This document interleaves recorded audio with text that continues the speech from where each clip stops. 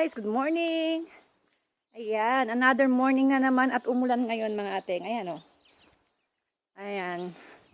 Umulan na naman mga ateng. So ito, para lang akong alam nyo ba?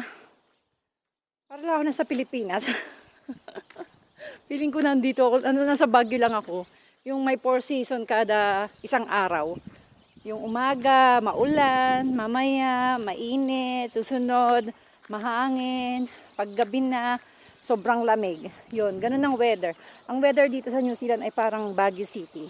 Yan, kung saan ako nanggaling dyan sa Pilipinas. So, ayan, kung anong meron dito, meron din sa Baguio. Like, yan. Yung mga halaman na yan. Ang dami ditong rubber tree, mga ate. So, ayan, meron mga ganyan. Sa atin sa Pilipinas, may halaman, may pine tree. Ito, may espalto, yan, may damo. Ayan, may sasakyan. Yan, sasakyan. Meron yan sa Pilipinas, bahay. Meron sa Pilipinas na ganyan, nakakalbong puno. Di ba meron din yan sa atin? Kaya parang nasa Pilipinas lang ako mga ating akala nyo ba? O, nasa New Zealand pa rin ako yung lagay na to, ha? Ayan, o, meron mga halaman sa bakod. Meron din ang ganyan sa Pilipinas. 'Di ba? Pilipinas, may araw, may ulan, 'di ba? Same lang. Ang nagkaiba lang dito mga ateng, dollars lang yung pera nila. 'Yun lang. Kung anong kinakain nila dito, nakakain din natin diyan sa Pilipinas. Kung ano yung sinusuot nila, same din lang. Damit din lang, tela din lang 'yun, maong ganyan. Plastic. O, mga plastic. O, diba? May basurahan sila, may basurahan din tayo. Ano ba nakikita ko? Ayan. Ang daming baka dun. Pakita ko nga sa inyo mga baka. Ayan. O, ang daming baka sa bundok na yan. O, diba? Meron din naman tayong ganyan sa Pilipinas eh. Mga baka. O, ito. Meron din tayong ganito. Yung hills. Meron din tayong ganyan. Yan. Yung poste. Ayun, 'di ba? Meron din silang poste. Ano na pati poste na naiisipan kong sabihin. No, ito, meron din tayong ganito. Anong tawag dito? Ito, mailbox. Oh, 'di ba? Meron din mailbox sa Pilipinas. Kaso nga lang, hindi na yung ginagamit kasi nga, 'di ba nga, madalang na yung mga mail. Sure ba? So, ano pa bang meron dito na meron tayo? Ako. Meron kagaya ko sa Pilipinas, sira ulo, char. Joke lang, yan, for the good vibes kasi another morning na naman. Pero kanina talaga, ang lakas ng ulan mga ateng. Akala ko hindi hihinto, you know. Nagdadasal ako sana huminto ka kasi papasok ako, huwag kang umulan. So, ayun, dahil mabait si God, hindi na nga umulan. Tapos hindi rin malamig. Yan. Makikita yung view.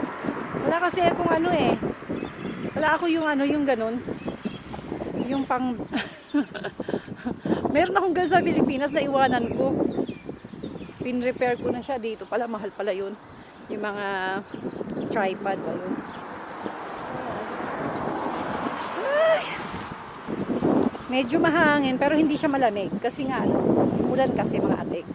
O ito, may magandang puno. Pakita ko. Ayan mga ating laki ng puno. Puno yata ng mangga yan eh. Baka may bunga. Wala namang mangga dito sa New Zealand. Parang feeling ko puno ng mangga. Kasi ang laki. O diba? Ang ganda ng langit ngayon. Kanina nangingitim. Diyos ko, thank you Lord. Thank you Lord talaga. Napakabait mo sa akin. Ang ganda ng bahay na to mga ating. Diba? Ay nako. Ang dami magagandang bahay dito. So, ayan, ito, may halaman na ganito may halaman ganito si Ating Maria. Si Ating Maria Anski, dyan sa Pilipinas. Marami siyang halaman na ganyan. O, diba? O, yan. Ano yan?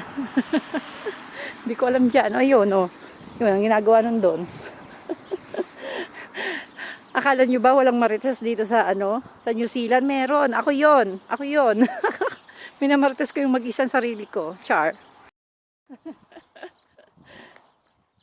Ngayon ko lang naranasan. Ganito pala nararanasan ng mga ano, ng mga walang kausap, mag-isa lang. Tapos nasa ibang bansa ka, di mo naman maintindihan pinagsasabi ng mga katakatabi mo. So ayun pala yung taga Nueva Ecija yun, no. Yun, no, yung may kotse na yun. Yun, yung may kotse na yun. Taga Nueva Ecija yun eh. Marami silang taniman ng ano, taniman ng sibuyas sa Talavera. Yun. Ano yun, nagbablog din yun yung asawa niya. Tapos yan si ano, si ate. Si ate yan. Hatid siguro niya yung mga estudyante niya.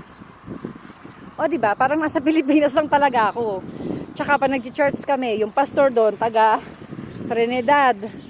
O, tapos yung mga ka-churchmate namin doon taga Baguio, Isabela. O di ba? Yung isa pa nga kabarangay ko pa eh, taga Sunnyside Fairview. O di ba? Parang nasa Pinas lang talaga.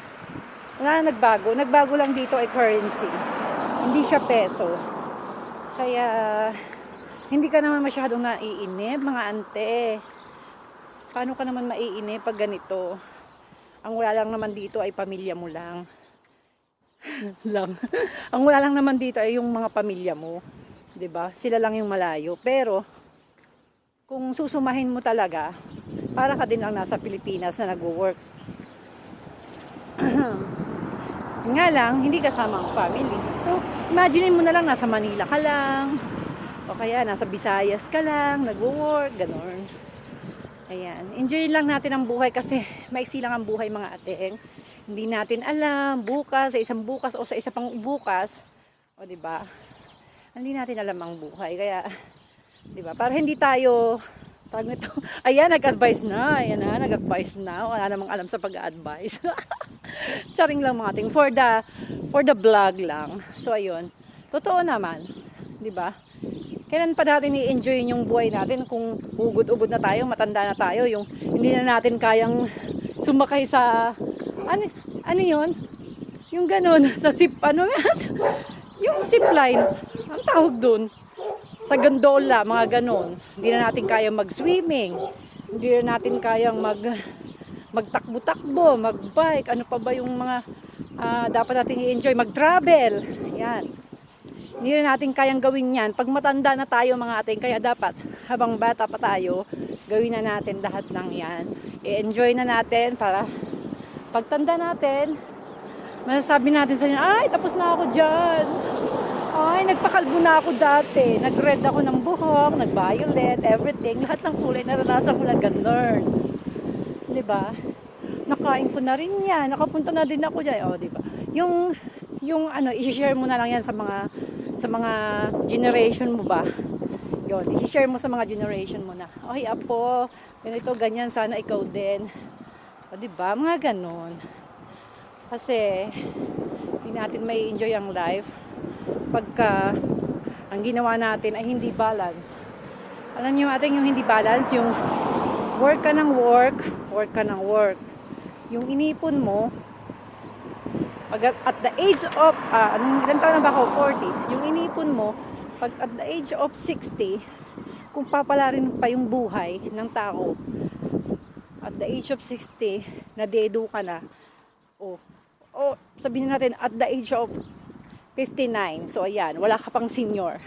Hindi mo pa nakuha yung senior mo. Nadedo ka na. Hindi mo may enjoy yung mga inipon-ipon mo. 'Di ba? Hindi mo yun may enjoy. Kasi ang ginawa mo nung kabataan mo, ipon. Wala naman akong, hindi ba ako against sa ipon eh. Dapat talaga mag-ipon. Pero, hindi naman lahat. Yung i-balance mo lang. Kasi, nung dumating yung time na yun, dahil hindi nga natin alam ang buhay, di ba? Nasigi ka na lang nasigi ka na lang, nawala ka na lang sa mundo na hindi mo naranasan lahat ng mga, alam mo yun, kung anong meron dito sa mundo. Yun yung pinaka the best thing na dapat ay gawin natin, mga ate. Kasi, kunwari, ang hirap mag-explain. Basta enjoy life. Enjoy life hanggang sa kaya mo mag-enjoy ka lang.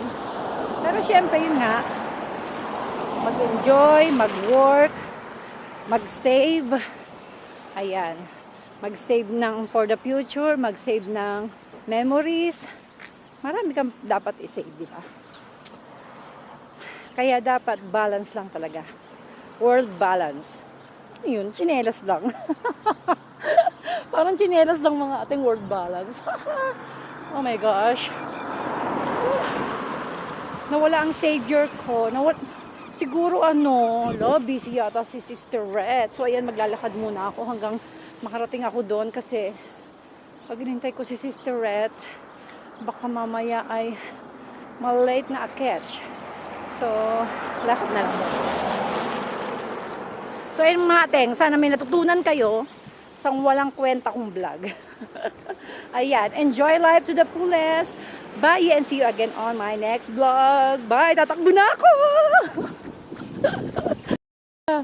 Nandito na yung aking aking mabait na driver. Ayan, pabalik siya. Bumalik. Hala, saan ka galing? Alawi ako kasi hindi ko na Hala, binalikan mo pa ako. Kaloka ka. kaalangan mo. Hindi ko kaya. Malapit na ako eh. Ayoko din kumain sa kanin. Bye.